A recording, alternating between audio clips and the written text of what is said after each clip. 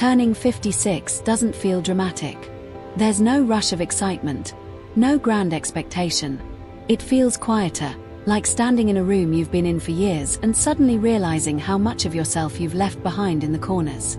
That evening, I stood in my own dining room and felt exactly that.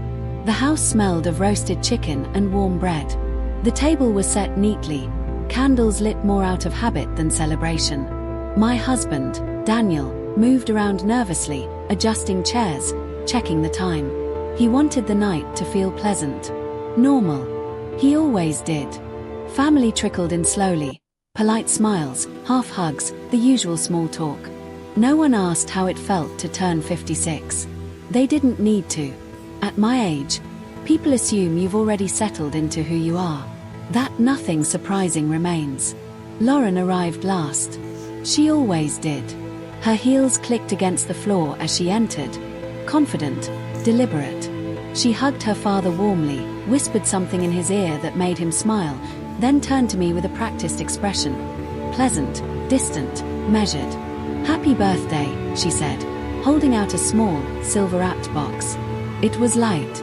I knew that before I even touched it. "Thank you," I replied, matching her tone. Everyone watched as I opened it. I felt their curiosity, the subtle pause in conversation, the momentary spotlight I rarely stood in. Inside were earbuds. Not elegant. Not thoughtful. Cheap plastic, tangled cord, the kind you buy without thinking. A practical gift, if practicality was the goal. Lauren smiled. It wasn't cruel. It wasn't kind. It was satisfied. Something about that smile unsettled me. I masked my reaction easily. Years of experience had taught me how to do that. I smiled back, thanked her again, placed the earbuds carefully beside my plate. Daniel seemed relieved. Conversation resumed. Plates were passed. Wine was poured. No one noticed what I did next. I picked up the earbuds. And for just a moment, brief, instinctive, I studied them. Then I set them down. At the time, I didn't know why my chest tightened. I couldn't have explained it if asked. All I knew was this. That gift wasn't careless. It was intentional. And that was the moment my birthday quietly stopped being about celebration and became about awareness. People assume that by your mid-50s, you are finished becoming. That whatever choices you've made have settled into permanence. That the sharp parts of you have been softened beyond recognition. Standing in that kitchen after my birthday dinner, I realized how carefully I had allowed that assumption to apply to me. I hadn't always been invisible. Before I married Daniel, before I learned how to smooth conflicts before they reached the surface, I had been respected, sometimes feared, in my own right. I spent nearly 20 years as an internal auditor for a national logistics firm. My job was simple in theory and ruthless in practice. Follow the numbers until they told the truth. I was good at it. I knew how fraud began, not with greed, but with convenience. I knew how people justified small compromises until those compromises became habits. I had watched careers end quietly, not with scandals, but with carefully documented timelines no one could argue with. Lauren never asked about that life. To her, I was just her father's wife. Older, slower, a woman who preferred quiet dinners and early mornings. She didn't know that silence had once been my profession. When Daniel and I married, I didn't quit working immediately. I stepped back gradually, first fewer cases, then consulting, then nothing at all. Someone needed to keep the household steady. Someone needed to be available. That someone was always me. Over time, my identity narrowed in the eyes of others. I became the woman who remembered appointments, who cooked without complaint, who never raised her voice. Dependable people are rarely questioned. Lauren noticed that. She noticed how often I listened instead of speaking. How I excused myself from conversations that bored her. How I never challenged her opinions in front of others. She mistook restraint for ignorance. What she didn't understand was that I was still doing what I had always done. Observing. Remembering. Waiting. And as I stood there that night, holding a pair of cheap earbuds from a woman who underestimated me, I realized something unsettling and clarifying all at once. I hadn't lost my skills. I had simply stopped needing to use them. Until now. The first night, I told myself I was imagining it. I had just finished washing the dishes when I slipped the earbuds into my ears, more out of obligation than curiosity. They felt light, cheap, as I'd expected. I connected them to my phone, played a song, then removed them and placed them on the counter. That should have been the end of it. Later, as I sat alone in the living room reading, I heard a faint sound. A click. So soft I almost dismissed it. Like plastic shifting. Like static adjusting. I looked around, expecting to find the source. Maybe the television, maybe my phone. But everything was still. I picked up the earbuds. The sound stopped. I frowned, then laughed quietly at myself. Old electronics malfunction. Cheap gifts break. It meant nothing. The second red flag came the next morning. My phone battery was nearly dead by noon. That never happened. I was meticulous with my devices. Habits from years of data-sensitive work never quite leave you. I checked background apps. Nothing unusual. Location services were off. Permissions unchanged. Still, the drain continued. That evening, while preparing dinner, I placed the earbuds in my ears again. No music. No calls. Just silence. Then I heard it. My own voice. Faint. Delayed. Repeating a sentence I had spoken moments earlier. My hands froze over the cutting board. I removed the earbuds slowly, my pulse steady but alert. The sound disappeared immediately. In that moment, a familiar instinct surfaced, the one I hadn't felt in years. Pattern recognition. Devices don't echo voices without reason. I didn't confront Daniel. I didn't accuse Lauren. Panic would have solved nothing. Instead, I placed the earbuds back in their case, closed it carefully, and set it beside my phone. Whatever those earbuds were meant to do, they weren't broken. They were working. And suddenly, my birthday gift made perfect sense. Panic is loud. It rushes ahead of logic, demanding action before understanding. I had learned long ago that panic destroys evidence. So I did what I had always done when something felt wrong. I slowed everything down. The next morning, I acted normal. I made coffee. I watered the plants. I spoke to Daniel about groceries and weekend plans. I even smiled when Lauren sent a brief text asking how my birthday had been. Nothing in my voice or posture betrayed what I was thinking. By noon, I was in my car, the earbuds resting in my purse like a secret I refused to name out loud. I drove across town to see Marcus. We hadn't worked together in years, but some professional relationships don't fade, they simply go quiet. Marcus had once been the kind of man companies hired when they suspected something was very wrong but couldn't prove it. These days, he ran a small cybersecurity consultancy out of a converted warehouse. He raised an eyebrow when I placed the earbuds on his desk. "Birthday gift," I said lightly. That was all.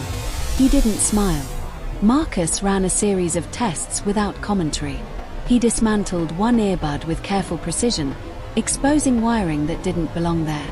He connected it to his system, watched lines of code scroll past his screen, then leaned back in his chair.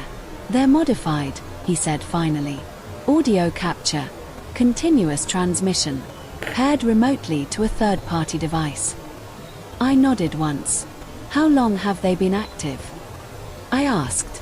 "Since they were powered on," he replied. "Probably before you opened the box." I exhaled slowly. Marcus studied me. "You want this reported?" "Not yet," I said. He didn't argue. He never had. Instead, he handed the earbuds back to me. "If you keep using them," he said, "whoever planted this will assume you're unaware. That's an advantage." I smiled for the first time that day. Because that was exactly what I intended. As I drove home, a single thought repeated itself with calm certainty. Lauren didn't make a careless mistake. She made a confident one.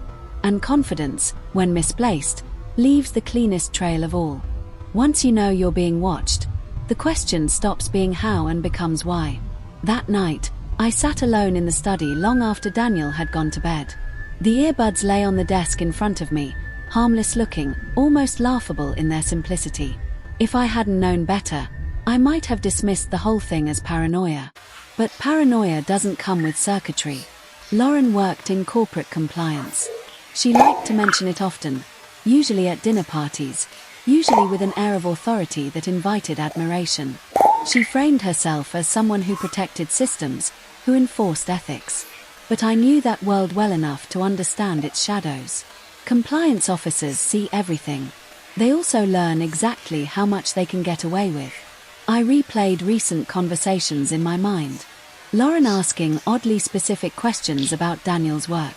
Her casual interest in upcoming mergers. Her sudden certainty about decisions that hadn't yet been announced publicly. At the time, I'd thought nothing of it. Now, it formed a pattern. The earbuds weren't meant to spy on me. I was collateral. Daniel, as a senior consultant, had access to confidential financial information. Enough to be valuable, enough to be dangerous in the wrong hands. Information that could be sold, leveraged, or used to stay 3 steps ahead of internal investigations. Lauren hadn't planted the device in his office or his car. She'd planted it in his home. In the one place he trusted completely. And she had wrapped it in a birthday ribbon so no one would ever question why it was there. The realization didn't make me angry. It made me focused. Because if Lauren was willing to violate privacy so casually, then this wasn't her first time. And people who do these things rarely stop on their own. The most difficult part wasn't fear. It was pretending I didn't already know the truth. From the outside, nothing about my life changed. I followed my routines with careful precision. Morning coffee at the same hour. Evening walks around the block. Quiet dinners where Daniel talked about his work and I listened, responding just enough to seem engaged. The earbuds became part of that routine. I left them on the kitchen counter. I carried them in my purse. Sometimes I let them charge beside the couch in plain sight. I wanted whoever was listening to believe I was unaware, comfortable, careless, exactly what they expected. Lauren noticed. One afternoon, she glanced at the earbuds and asked casually, "You like the ones I gave you?" "They're useful," I said. Nothing more. No excitement. No suspicion. Her posture relaxed immediately. That told me everything I needed to know. From that point on, I stopped filtering myself the way I normally would. I spoke openly about schedules. About meetings Daniel mentioned in passing. About things that sounded harmless but weren't. I let conversations happen in shared spaces. I allowed silence to linger when it felt natural. Most importantly, I let Lauren believe she was invisible. People who think they're unseen begin to reveal themselves. She started visiting more often, staying longer, asking questions disguised as concern. And I remained exactly what she believed me to be. Quiet, accommodating, unremarkable. What she didn't realize was that every word captured through that device wasn't just sound. It was intention.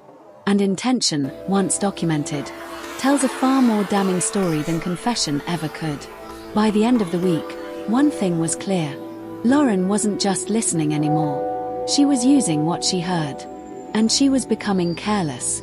Confidence is dangerous when it goes unchecked. Lauren stopped hiding her curiosity. Her questions grew sharper, her comments more precise. She spoke less like a concerned daughter and more like someone who already knew the answers. And that was when I began to see the pattern clearly. One evening, after dinner, she sat across from Daniel with her coffee and said casually, "That internal review your company's preparing for, it's not going to end well."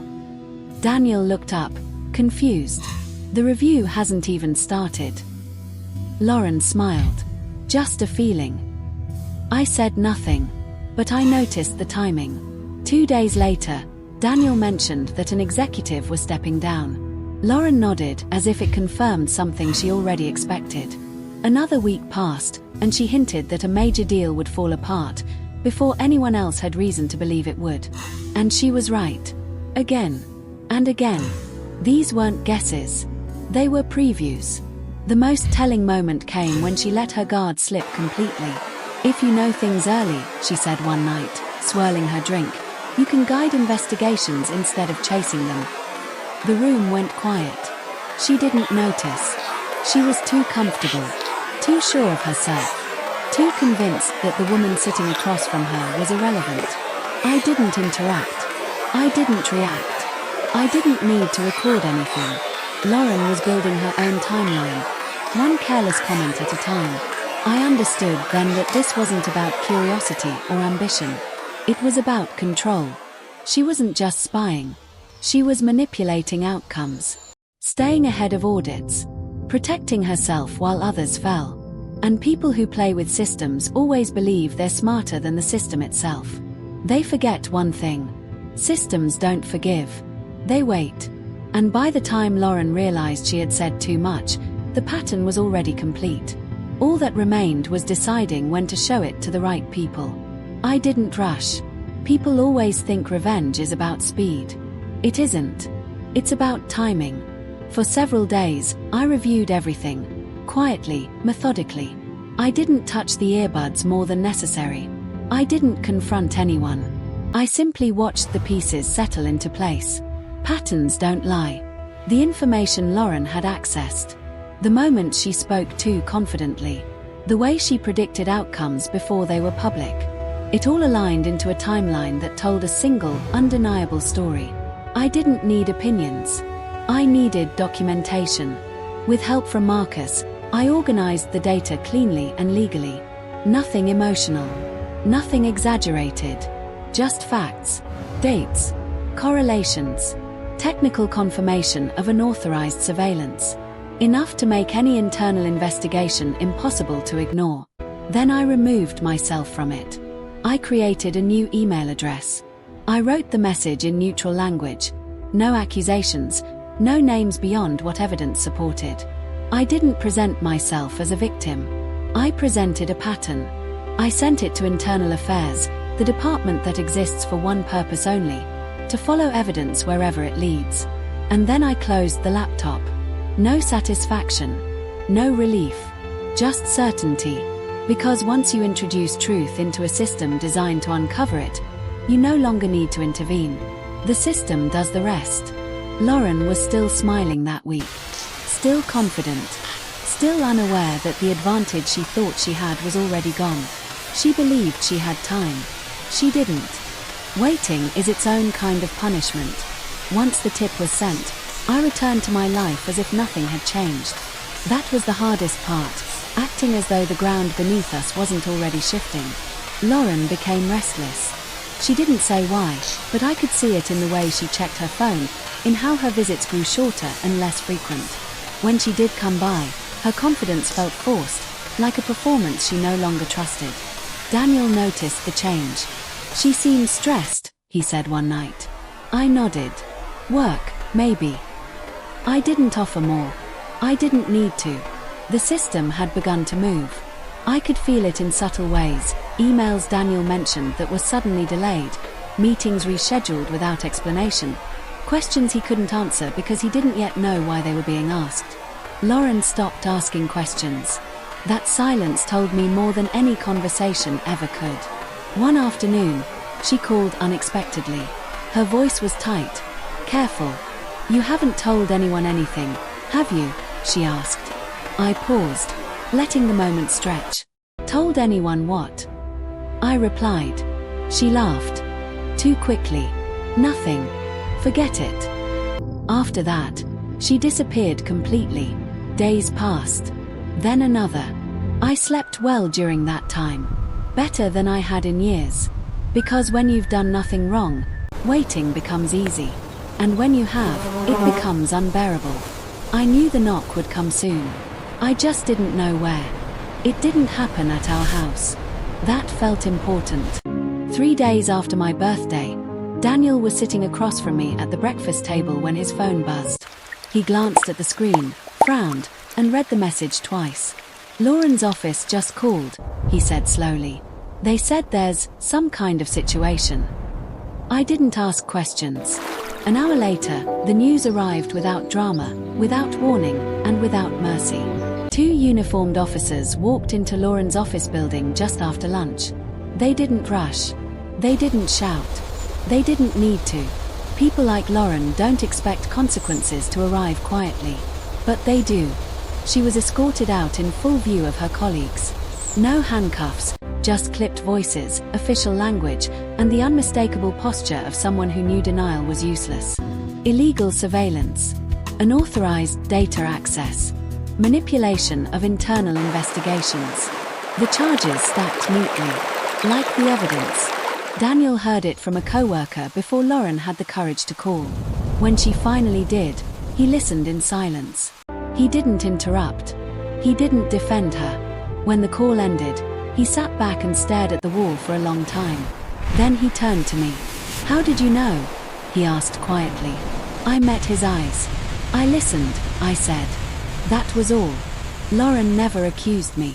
She couldn't. Doing so would have meant explaining how the earbuds came to exist in the first place.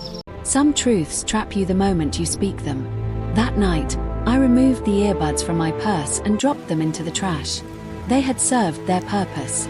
At 56, I learned something I wish I had remembered sooner. Being underestimated is not a weakness. It's an advantage. And silence, true silence, is never empty. Sometimes, it's just waiting. The house felt different after that. Not quieter, just clearer. As if something heavy had finally been removed from the air. Daniel moved through the rooms more slowly, more thoughtfully. He spoke less, but when he did, his words carried weight he hadn't given them before. Lauren didn't come home. There were lawyers now. Meetings Daniel didn't talk about. Long pauses where her name went unspoken, hanging between us like something fragile and dangerous. One evening, Daniel sat across from me in the living room and said, "I should have seen it." I shook my head. "You trusted her. That's not a crime." He nodded, but his eyes stayed fixed on the floor. What he didn't say, what we both understood, was that he hadn't trusted me enough to notice what I had been carrying alone for years. The silence between us had been comfortable, convenient. That silence had changed. For the first time since our marriage, Daniel asked me about my past, about my work, about the life I had set aside. He listened without interrupting, without assuming. And I realized something then. This wasn't just about Lauren losing everything. It was about me reclaiming something I had given away. Respect. Not loudly, not dramatically, but permanently. The world outside kept moving. News cycles shifted. Lauren's name faded from conversations that once admired her. Consequences have a way of isolating people quietly. As for me, I didn't celebrate. I didn't need to. Justice doesn't require applause. It requires truth. And truth had finally spoken. Through patience, through restraint, through a woman everyone thought was listening to nothing at all. Time has a way of revealing what noise never could. Weeks passed. Then months. The story faded from public conversation, as these things always do. New scandals replaced old ones. People moved on. But inside our home, something fundamental had shifted. I no longer apologized for taking up space. When I spoke, Daniel listened. Not because he felt guilty, but because he finally understood who I was. The woman he had married wasn't fragile or naive. She had simply chosen peace over conflict. And there is a difference. Lauren pleaded once. Not with anger. Not with blame. With silence. She sent a message that said only, "I didn't think you'd notice." I never replied. Because the lesson wasn't for her. It was for anyone who confuses kindness with weakness. For anyone who believes age dulls perception. For anyone who thinks silence means surrender. It doesn't. Silence is observation. Patience is preparation. And being underestimated is a strategic advantage. At 56, I didn't gain revenge. I reclaimed authorship of my own life. And if there is one truth worth remembering, it's this. Never underestimate the woman who says nothing. She's already heard everything.